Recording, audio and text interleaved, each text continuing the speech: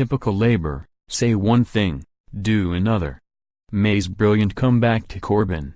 The Prime Minister was accused by Mr Corbyn of planning to underfund the NHS after she pledged the national health system would receive £600 million more per week by 2023. The Labour leader claimed the government under his reigns would have guaranteed an increase of 5% to the NHS compared to the 3.4% promised by Mrs May.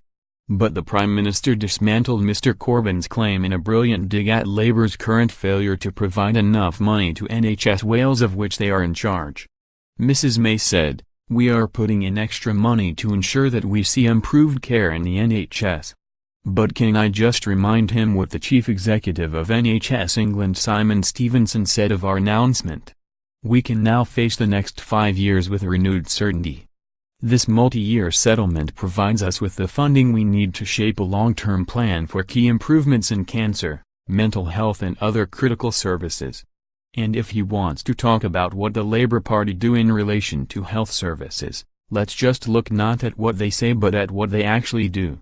For every £1 extra we spend on the NHS in England, Labour in Wales spend only 84p. Typical Labour, say one thing and do another. On Sunday, the Prime Minister announced her government's plan for the NHS would guarantee an extra £600 million per week by 2024.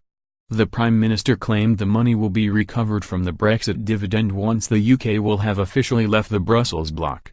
She added the country will also have to contribute more towards the huge promised figure.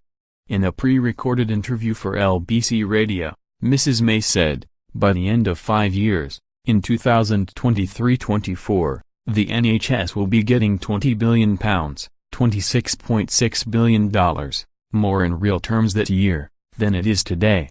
She added, "We take the advantage that we've got of the money we're no longer sending to the European Union, but also in putting the amount of money we want to put into the NHS for the future. I think we do have to look at contributing more."